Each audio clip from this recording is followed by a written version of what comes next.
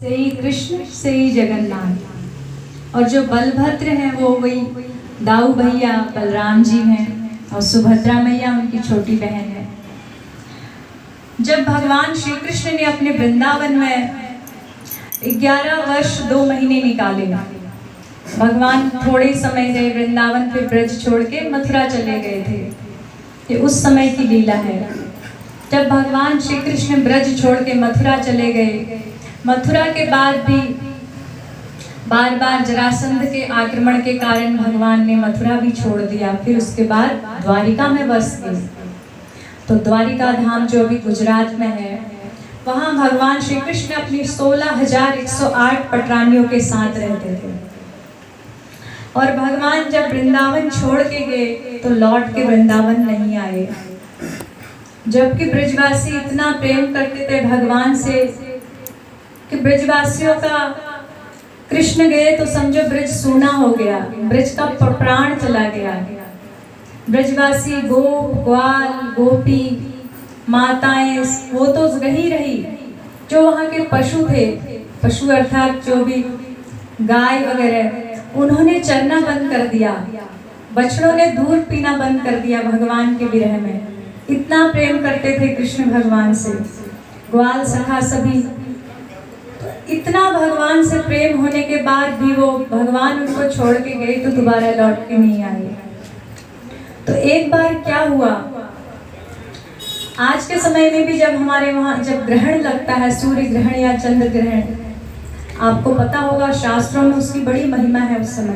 उस समय आप अगर जप करते हैं, दान करते हैं, तप करते हैं, किसी तीर्थ में जाते हैं, स्नान करते हैं पवित्र नदी में, तो उसका जो फल है कई 1000 गुना बढ़ जाता है। और उस समय अगर हमने माला करी, मान लो 2 घंटे का ग्रहण है, तो 2 घंटे आप बैठ के जप करते हैं, तो उस समय कहते हैं जो कलयुग है, जो समय है वो बहुत तेजी से बढ़ता है। तो मान लो 2 साल का समय 2 घंटे में कटा, तो आपने 2 साल का जप कर लिया 2 घंटे में। ग्रहण की बहुत महिमा है। जब भी कभी ग्रहण हो तो उस समय भगवान का नाम लेना चाहिए, अन्य कुछ नहीं करना चाहिए, वरना दोष भी लगता है।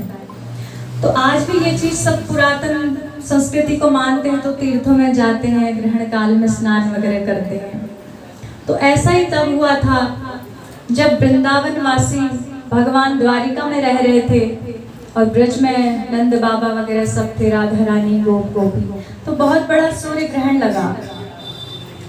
तो सबने सोचा सूर्य ग्रहण में जो कुरुक्षेत्र की तीर्थ है, वो कुरुक्षेत्र बड़ा पवित्र स्थल माना जाता है, धर्म भूमि कहा है उसे।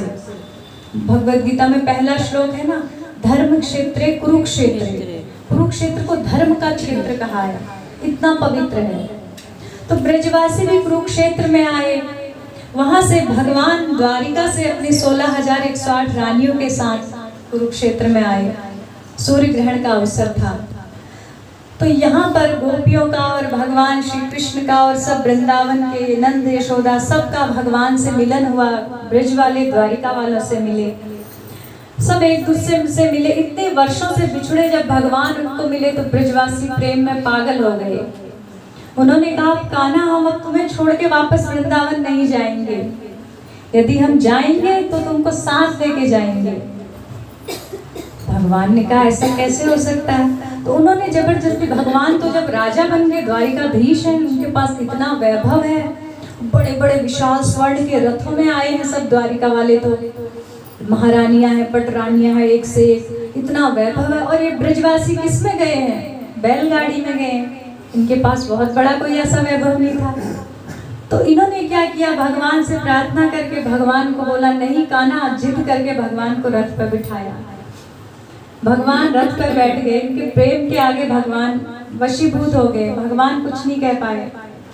और गोपियों ने क्या किया, जो रथ के घोड़े थे वो खोल दिए। बोला अब कान्हा तुम्हारा रथ घोड़े नहीं चलाएंगे, हम गोपियां तुम्हारे घोड़े बनेंगे और रथ चलाएंगे। तो गोपियों ने रथ के घोड़े खोल के रस्सी से भगवान को खींच के कुरुक्षेत्र से ले गए। ले जाने के इस भाव को, तो भगवान वहां पर प्रेम में इतने वशीभूत हो गए। भगवान बोले यदि तुमने मेरे घोड़े ही खोल दिए रथ के, तो तुम जहां ले जाना है मुझे ले जाओ। तो यही भाव जो रथ यात्रा का है, तो रथ यात्रा के समय जगन्नाथ जी के रथ को क्या करते हैं, रस्सी से खींचते हैं। जो खींचने वाले लोग होते हैं उनका भाव होता है कि हम अपने भगवान को द्वारिका से वृंदावन ले जा रहे हैं।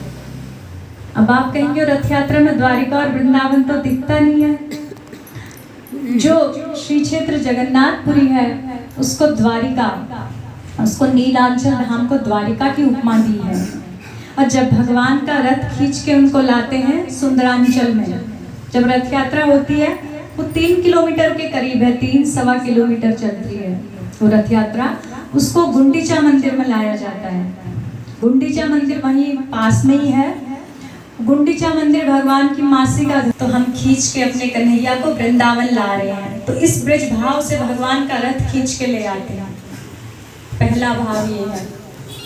दूसरा भाव ये है कि आपको चलो ये कथा बताने से पहले आप सोचेंगे जगन्नाथ भगवान का रूप कैसा है। बड़ी बड़ी आंखें, ना हाथ है ना पैर है, ऐसे भगवान तो हमने देखे नहीं। तो जब भगवान की बड़ी बड़ी आंखें, इनका भी बड़ा रहस्य है। ये बड़ी बड़ी आंखें बहुत दयालु अवतार है, कलयुग के नाथ जगन्नाथ हैं। और पतितों पर ऐसी दृष्टि डालते हैं भगवान कि पलक भी नहीं झपकाते हैं कि कोई मेरी दृष्टि से बच ना जाए। और इनकी बड़ी आंखों का एक रहस्य ये है कि जब भगवान जगन्नाथ के आगे कोई थोड़ा सा भी कीर्तन करता है, कुछ भी उनकी सेवा करता है, अर्पण करता है या नृत्य करता है, ताली भी बजाता है, रथ को खींचता है, भगवान उसकी छोटी सी सेवा को बहुत बड़ा करके देखते हैं क्योंकि उनकी आंखें बहुत बड़ी हैं। जगन्नाथ भगवान अपनी बड़ी बड़ी आंखों से बहुत कृपा करते हैं हम भक्तों पर। तो भगवान का जो स्वरूप है ये प्रेम का स्वरूप है। ये प्रेम के अलावा कुछ है ही नहीं इसमें। अब दूसरी जो लीला है वो बताते भगवान की जो ये स्वरूप ऐसा कैसे हुआ। अभी हमने बताया कि भगवान द्वारिका में अपनी 16,108 रानियों के साथ रहते थे। तो भगवान का इतना वैभव है, द्वारिकाधीश है, तो हर समय रानियां उनकी सेवा में तत्पर हैं। रानियां भी कौन है, रुक्मणी, महालक्ष्मी, सत्यभामा, जामवंती, एक से बढ़ के एक महारानियां सारी हैं। लेकिन वो